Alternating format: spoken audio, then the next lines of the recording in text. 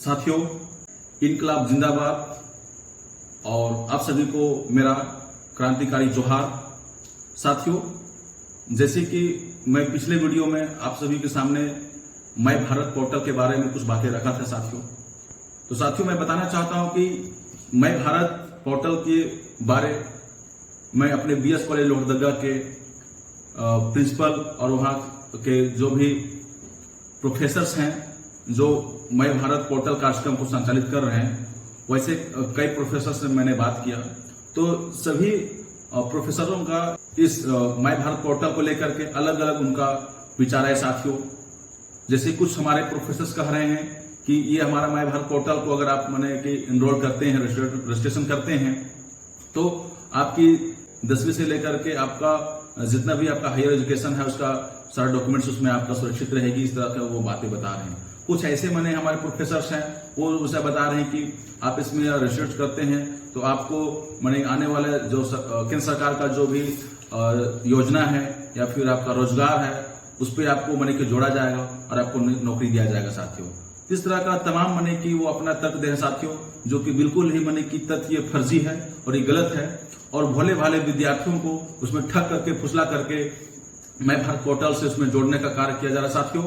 तो मैं आप सभी तमाम साथियों को मैं बताना चाहता हूं, मैं भारत पोर्टल जो कार्यक्रम है साथियों, ये केंद्र सरकार यानी कि मोदी जी के द्वारा ये शुरुआत किया गया ये कार्यक्रम है साथियों, जो कि संवैधानिक ये कार्यक्रम नहीं है साथियों। लेकिन इस कार्यक्रम को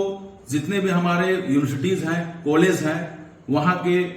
जो वीसी हैं या प्रिंसिपल हैं, वे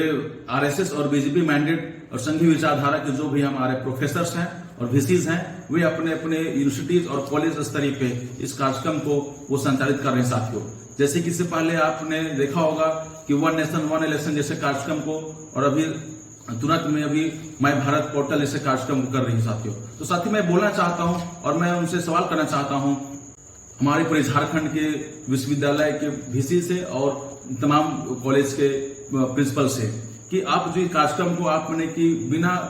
किसी वीसी के गाइडलाइन के और ना ही कोई शिक्षा विभाग की कोई गाइडलाइन के बिना आप ये कार्यक्रम को आप इस तरह से कर रहे हैं, तो कहीं ना कहीं आप अपने इस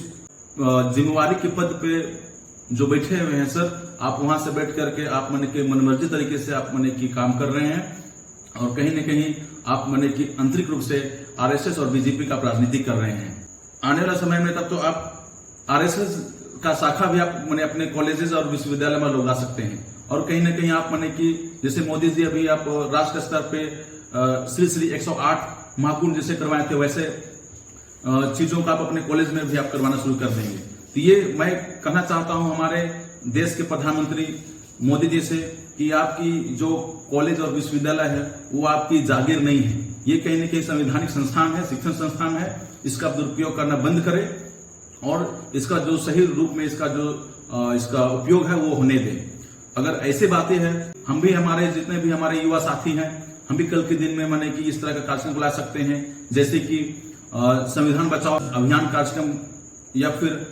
जाति जनगणना जन जागरूकता अभियान कार्यक्रम या फिर अग्निवीर हटाओ देश की सेना बचाओ जैसे कार्यक्रम को हम लोग भी कल के दिन में करने आते हैं अपने ही शिक्षण संस्थान में। अंततः मैं अपने झारखंड के तमाम कॉलेज के प्रिंसिपल्स और जितने भी यूनिवर्सिटीज के वीसी हैं, कुलपति महोदय हैं, उनको मैं शब्दों में कहना चाहता हूं कि इस तरह का कार्यक्रम को आप दोहरा राजनीति, दोहरा चरित्र अपना इस पद का में आप रह करके ना करें और अपना जो कुर्सी है और अपना जो पद है उसका आप गलत उपयोग ना करें। आप इस शिक्षण संस्थान में अगर आप मने के पद पे आप मने के बैठे हुए हैं तो आप वहां का अपना जिम्मेवारी निभाएं, ना कि उस कुर्सी में बैठ करके बीजेपी और आरएसएस का आप मने की दोहरा राजनीति आप यहाँ पे करें। तो साथियों, मैं आप सभी तमाम झारखंड के साथियों से मैं यही निवेदन करना चाहता हूं कि इस तरह की अगर आपके नजदीकी अपने कॉलेज में अगर किसी भी असंवैधानिक कार्यक्रम अगर होती है तो आप उसको खुल करके उसका मैंने कि सवाल करें।